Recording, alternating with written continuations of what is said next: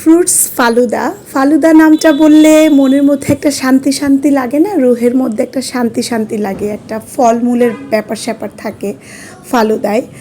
তো ভিউয়ার্স, আসসালামু আলাইকুম। আজকে আমাদের ইফতারে আমি রেখেছিলাম ফালুদা, ঠান্ডা একটা ফালুদা। তো সেই ফালুদার রেসিপিটাই আপনাদের সাথে আজকে শেয়ার করি, চলেন। বাইরের ফালুদায় কিন্তু আমরা ফ্রুটস ফালুদায় ফ্রুট তারা দেয়ই না, কিছু জেলাটিন দেয়। তো আমারটা বাসায় আমি কিভাবে করেছিলাম সেটাই শেয়ার করি। আমি দিয়েছিলাম সাবুদানা যেটাকে বলে, সেটা আমি ভিজিয়ে রেখে সেদ্ধ গরম পানিতে দিয়ে সেদ্ধ করে একটু পানি ঝরিয়ে নিয়েছিলাম। তারপরে এই যে এক পাশে দিয়ে দিলাম ফালুদা, তারপর একটু অ্যাপেল কুচি দিয়ে দিলাম, তারপর দিয়ে দিচ্ছি একটু কলা কুচি। এরপর ফাইনালি ফালুদা রেডি করার পরে দেখবেন ফালুদাটা কেমন হয়েছে। তারপরে আপনার বাসায় যা যা থাকে সব রকম ফলই আপনি ব্যবহার করতে পারেন ফালুদায়, তবে ফালুদার মেইন ইনগ্রিডিয়েন্টসগুলো হলো দুধ থাকতে হবে। আমি স্ট্রবেরি মিশিয়ে দিচ্ছি, আর দুধের সাথে জেলাটিন টাইপের কিছু ব্যবহার করতে পারেন। আর সবচেয়ে ভালো হয় সাবুদানা যদি সেদ্ধ করে নেওয়া যায়, তাহলে কিন্তু ফালুদাটা খেতে খুবই একদম ন্যাচারাল মনে হয় আর কি। তো আমি দুধ ঢেলে দিচ্ছি। দুধটা জাল করে ফ্রিজে রেখে দিলে ঠান্ডা হয় দুধটা। আমি জাল করে ফ্রিজে রেখে দিয়েছিলাম। প্রতিদিনই আমি মনে করি কিছু না কিছু ইফতার আপনাদের সাথে আমি শেয়ার করব, কিছু ইউনিক আইটেম শেয়ার করব, কিন্তু ভিডিও করা হয়, ভিডিওগুলো আর এডিট করা হয় না। তো এখন আমি দিয়ে দিচ্ছি, একটা বাটি আমার রেডি হয়ে গেছে। এইখানে যা যা দেয়া হয়েছে অলরেডি বলেছি, সাবুদানা, স্ট্রবেরি কুচি করে দিয়েছি, কলা কুচি, তারপর আমার বাসায় যা যা ফ্রুটস আছে, কলা কুচি, অ্যাপেল, নাশপাতি। গতকালকে ফিওনার বাবা নাশপাতি নিয়ে এসছে, অ্যাপেল নিয়ে এসছে, কলা নিয়ে আসছে। প্রতিদিন আমাদের ইফতারিতে কলা থাকে। আর স্ট্রবেরি নিয়ে এসেছিলো আজকে সকালে। স্ট্রবেরি আমার ছেলের খুব পছন্দ, তো স্ট্রবেরি অ্যাড করে দিলাম। একটা বাটি আমার রেডি হয়ে গেছে, আরেকটা বাটি অ্যাড করতেছি। আচ্ছা, বাজারে যা হয়, বাজারে ফালুদা খেতে গেলে বা বাইরে ফালুদা খেতে গেলে ওরা কিন্তু ফালুদার ইনগ্রিডিয়েন্টসগুলো প্রাকৃতিক ন্যাচারাল দেয় না, ওরা জেলাটিন দেয়।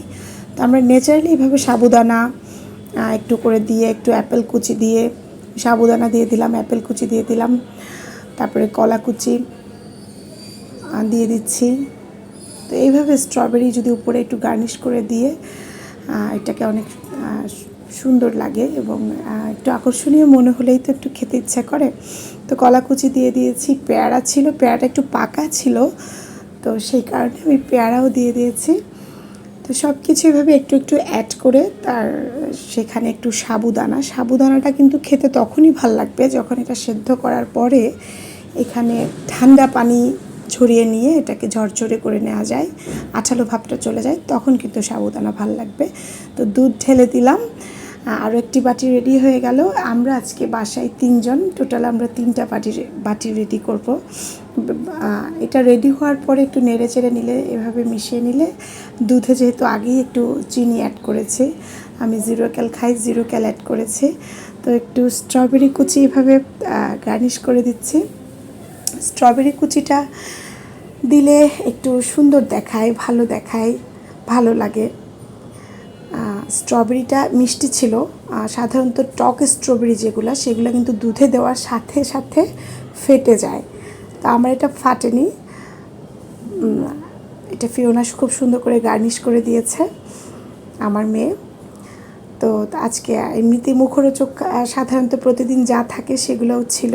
বেগুনি আমার প্রিয়, আমার মেয়ের প্রিয় আলুর চপ, ডিমের চপ। তো ডিমটাকে সাধারণত ফালি করে এভাবে ভেতরে দিলে কিন্তু অনেকগুলো চপ একটা ডিম দিয়েই বানানো যায়। আমরা বাসায় 3 জন আজকে। আমার বাচ্চার বাবা তো অফিসে ইফতার করে, মিডিয়ার লোক অফিসে ইফতার করে, আমরা 3 জন। তো আমার ছেলে ঘুম থেকে উঠে বসেছিল, আর অলরেডি আমি ফালুদা আমরা তৈরি করে ফেলেছি। আমাদের সিম্পল ইফতার খেলেই আসলে ভালো লাগে, আর ফ্রুটসের পরিমাণটা ইফতারিতে থাকলে বেশি ভালো। ভাজা পোড়ার আইটেম যত কম রাখা যায় তত ভালো, কারণ এইসব বেগুনিতে, আলুর চপে যে পরিমাণ ক্যালোরি আসলে থাকে, এটা আমাদের অনেক বেশি ওয়েট বাড়িয়ে ফেলে। কিন্তু ভাজা পোড়া একটু না খেলেও আবার ভালো লাগে না। তো সব মিলে আলহামদুলিল্লাহ আজকের ইফতার অনেক মজার ছিল, ভালো ছিল, সিম্পলি অনেক ভালো লেগেছে। প্রতিদিন কিন্তু এত বেশি বেশি খাওয়া হয়, তো আজকে কিন্তু সিম্পল দেখে দেখাতে পারছি। অনেক বেশি কিছু যেদিন করি সেদিন আর ইচ্ছে করে না, অনেক বেশি খাওয়া লোড হয়ে যায়, ইচ্ছে করে না তখন ব্লগ শেয়ার করতে।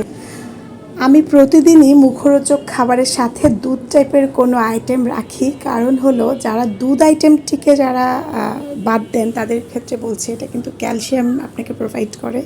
তো আজকের মতো খোদা হাফেজ।